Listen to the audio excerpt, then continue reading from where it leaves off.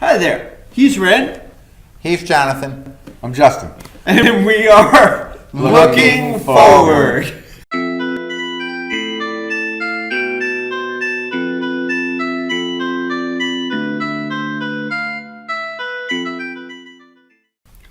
This week we're going to be discussing exponential.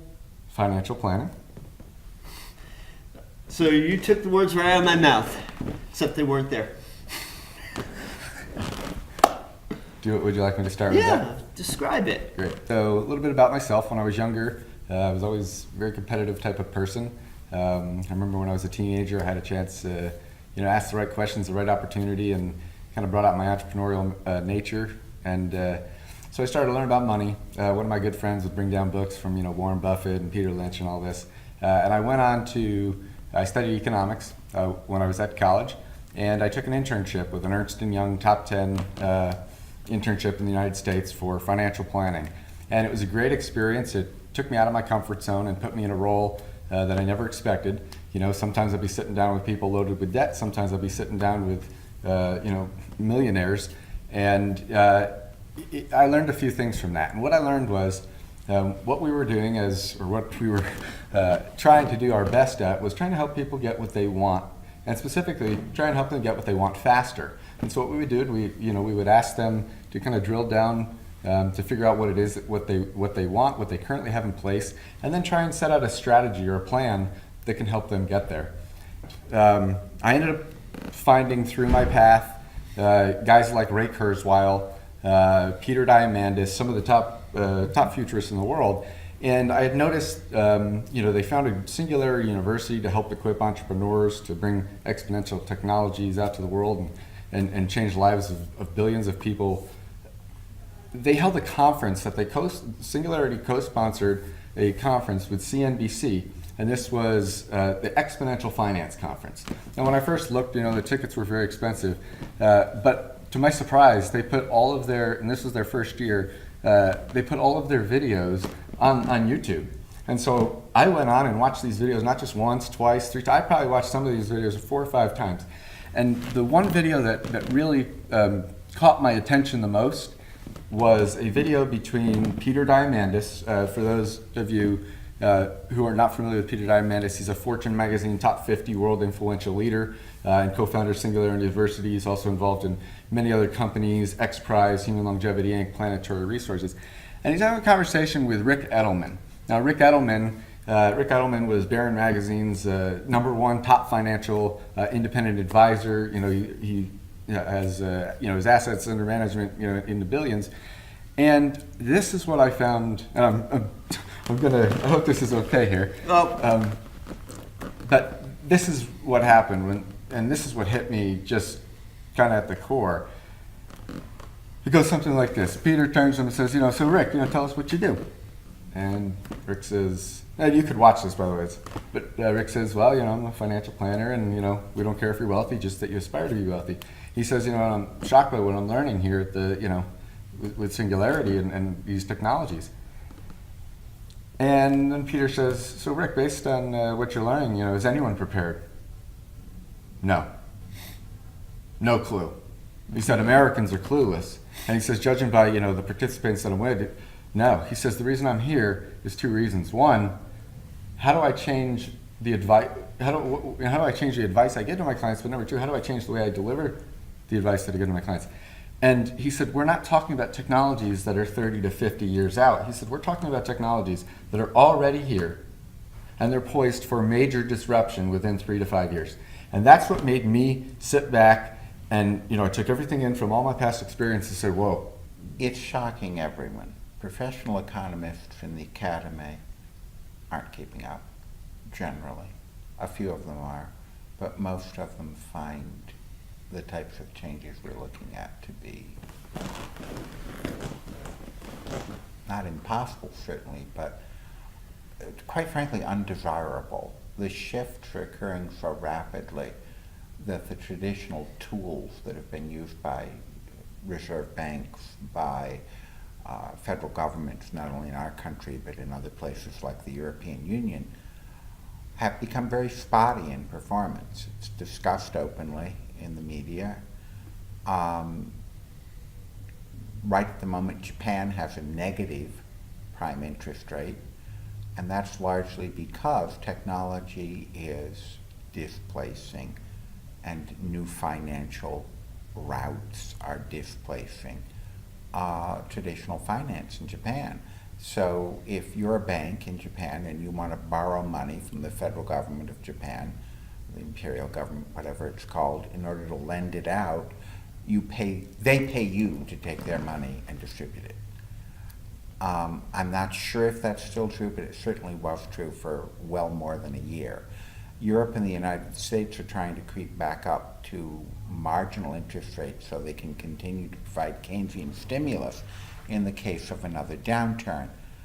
And it is all because the economic system is changing completely. So I think the key word here is disruptive, right? All these technologies are disruptive to the existing system. We see that in a number of different fields. We see that in energy. We are definitely seeing that in finance. So there's disruptive technologies. There are existing procedures for how to do things like financial planning, and this is disrupting them. So, this obviously is not a finance show, or not going to give any type of financial advice, much less investing advice, just to legally CYA. But my question, with that in mind, for you is, as someone who has gone through the education of a financial planner, how could you, from what you're saying, does anyone have a idea? It's a great question. Yeah. And so I guess I'll continue the story that Okay. So after watching this YouTube video, this was several years back, I was shocked. I'm sitting there and I'm thinking, wait. Did I really just hear what I heard? Are these people really not? So I did some searching. I said, well, surely, somebody must be prepared. And I started to kind of come to the conclusion that if these words were being echoed by the top independent financial advisor, this was probably new to most as well. Mm-hmm. I actually did stumble across a blog, RetirementSingularity.com, by a friend of mine, Michael Nuschke, and he was the first kind of site that I had saw that, and if you kind of read his bio, he'd been a CFP, Chief Financial Planner, for decades, but ever since he was a young kid, he had a fascination in, sci-fi, and mm-hmm. and he said, how could I continue to sit down and advise my clients with a good conscience, with a good heart, and not make them even aware that these technologies are here? And so I started to really think about this, and I thought, I guess my entrepreneur brain was, well, hey, this is where there's issues, there's big solutions, and what could be done. And so your question again, John, was? Well, I guess, how do you account for it? Sure. How do you account? And so some of the things that I initially thought, it's all about, we all use models, and there are assumptions that go into models. And so one thing I learned right off the bat was most of the models that we use are based on historical.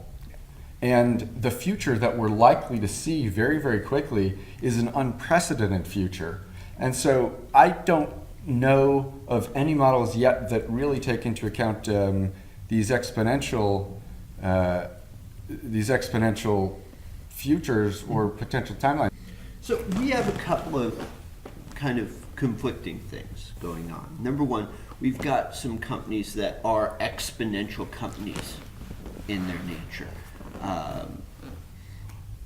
A couple of names that come to mind are, of course, Tesla, which is all the tech companies, Google, and all those companies, which are kind of leveraging the exponential technology in order to advance themselves. At the same time, I'm reminded of Jeremy Rifkin, Zero Margin Society. He discussed the idea that barriers to entry are dropping, which means that competition is going to increase, which means that marginal profit's going to fall off. And these two things are very much happening at the same time, and they're competing with one another because the exponential technology drives up profits. Mm-hmm.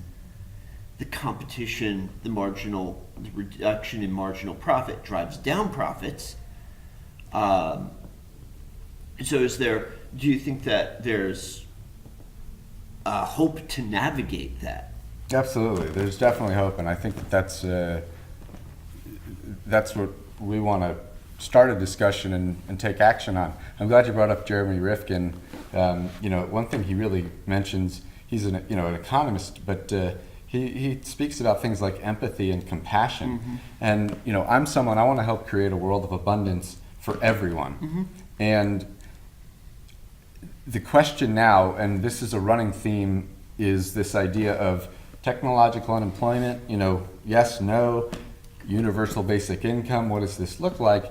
And what are these solutions? And so for me now, instead of this being an individual task of individual financial planning, I see this as, this is a collective planning approach. Now, in terms of your question again, just go ahead, John.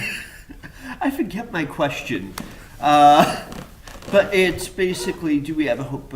Is there a way to navigate that combination of reduced marginal profit and increased advancement, Ren, exponential growth?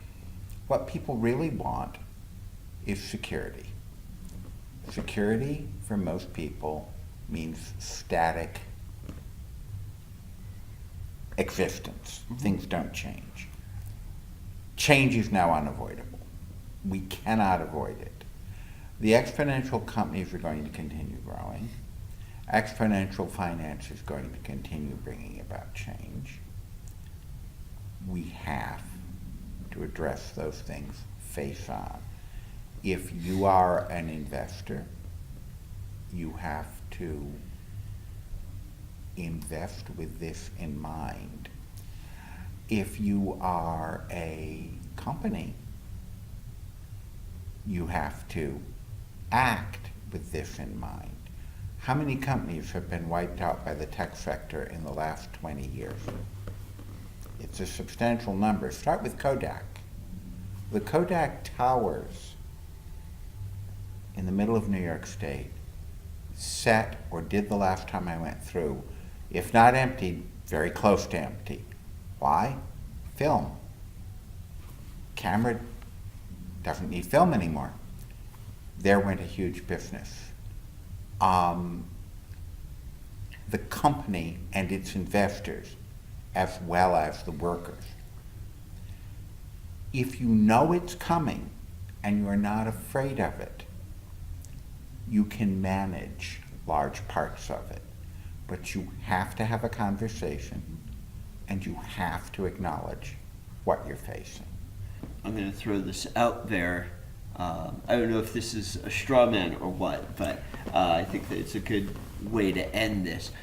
Do you think that with the exponential technology you could, and finance, you could grab hold onto that exponential element and just ride it straight up? Oh, absolutely. Absolutely. Who could? An individual.